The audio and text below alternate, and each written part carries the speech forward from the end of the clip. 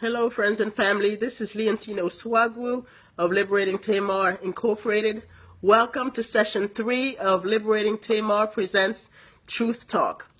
Last week was Session 2 of Truth Talk, and we discussed what are you trying to cover up, and that was our second session. In that session, we discussed two main aspects of Adam and Eve that they were trying to cover up by sewing fig leaves together and making aprons for themselves after they sinned against God and their eyes opened up to their own nakedness. So the two main aspects that we discussed last week were their lack of judgment and their vulnerabilities that they were trying to cover up. And we said last week that God does not cast judgment on us when we fail, but that he does expect us to get back up again, according to Proverbs 24:16. We also found out that our failures are not an indictment on our lack of judgment, but they are a revelation of our humanity, because we are all human, and God knows that about us. We also talked about that Adam and Eve were also trying to cover up their vulnerabilities and their weaknesses.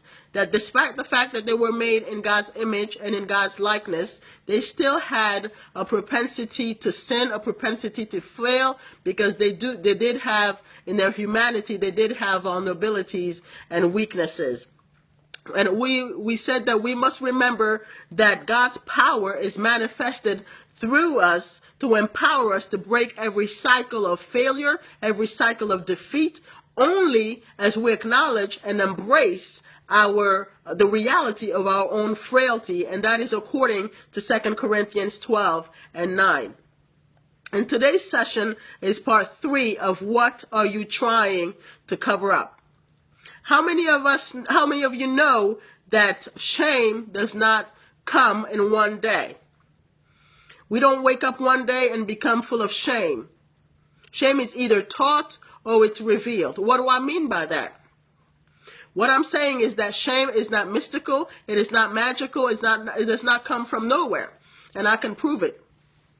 In Genesis 3:7, after Adam and Eve sinned, we saw that their eyes opened up and they realized that they were naked. And then when in verse 11, when God came down to the garden to fellowship with them as he did normally, and cried out in the garden, "Adam, where are you?" And Adam didn't respond. And after a while, when he responded, he said, "I heard your voice in the garden, and I was naked. I realized that I was naked, and I was afraid, so I hid." And God's response was very profound. He asked them, "Who told you that you were naked?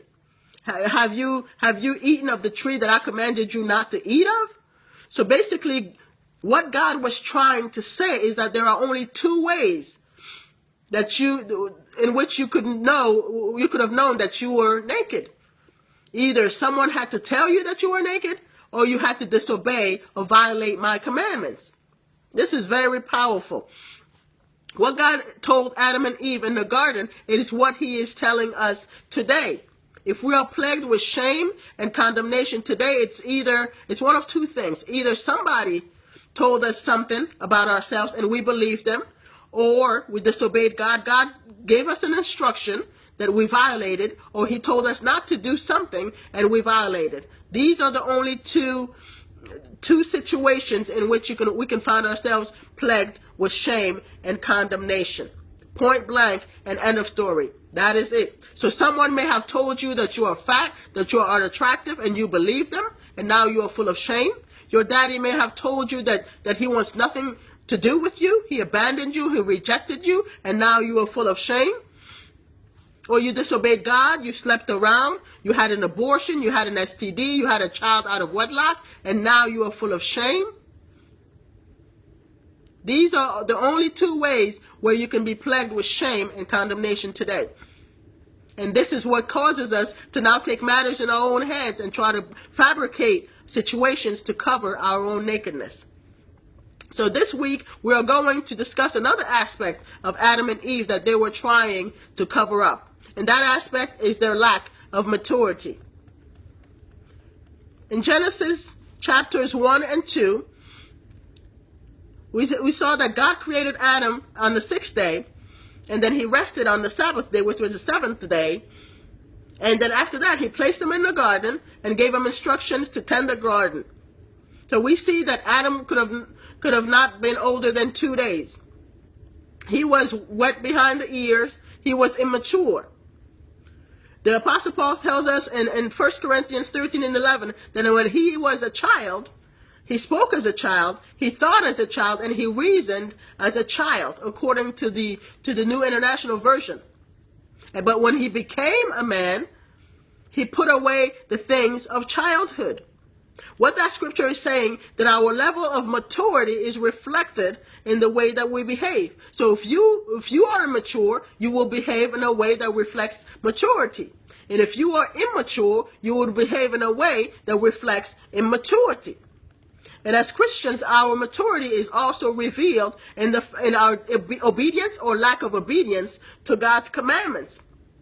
The same way Adam and Eve's behavior reflected their lack of maturity, that it reflected the fact that they were only 2 days old and their lack of maturity, some of the ways that we behave also reveals our immaturity in God and the fact that we are not yet ready for what we may be asking God for. We are not ready for the promised land. We are not ready for our Boaz. We are not ready for that big career job. We are not ready for that man. We are not ready for those children. We are not ready for the next level because we are still immature. And as the masters that we are, we try to cover up the fact that we are not mature enough. And we cover up the fact that we are not as mature as we would like people to believe. Psalms 86 and 15 tells us that God is full of compassion, He's gracious, He's long-suffering, and He's merciful, which tells us that God will never get sick and tired of us, and He will never get frustrated with us because of our immaturity. And if that being the case, you and I don't have to pretend to be at a spiritual, at a psychological, at a mental, or at a spiritual level or emotional level that we are not in. Because God is compassionate, God is gracious, God is long-suffering, and God is merciful. He will walk with you and He will walk with me until we are ready to fulfill the plan that He has for us, until we are mature enough to overtake our promised land and be all that He has called us to be, so we don't have to pretend. So we have to be honest with ourselves. We have to be honest with God about where we are in our spiritual and in our emotional journey, and trust in His compassion. We have to trust in His grace. We have to trust in His long suffering and trust in His mercy. What does that look like on a practical standpoint? If you have not mastered your tongue, then be honest with God about that. And if you haven't mastered your sexuality and your urges, and be honest with God about that. And if you are still struggling with keeping your word and telling the truth, be honest with God about that. Don't pretend to be at a maturity level that you are not, because you are the only one being fooled. God knows exactly where you are. And others can read you like an open book, because like we said, our immaturity is revealed by our behavior. So by trying to cover up our immaturity, it'll ultimately come out in the things that we do, in the way that we speak, in the way that we interact with people. So cover-ups do not work. So I have a question for you. What are you trying to cover up? Are you trying to cover up your lack of judgment? Are you trying to cover up your vulnerabilities and your weaknesses? Are you trying to cover up your immaturity by using man-made fabricated systems and coping mechanisms? If that is the case, it is not working, because people see through it and God already knows about it. This is Leontino Swagwu. Thank you for listening. This was session 3 of Liberating Tamar Presents Truth Talk. As always, share it, comment on it if you enjoy it, and thank you, and God bless you, and talk to you next week for session 4 of Liberating Tamar Presents Truth Talk. Thank you, and God bless.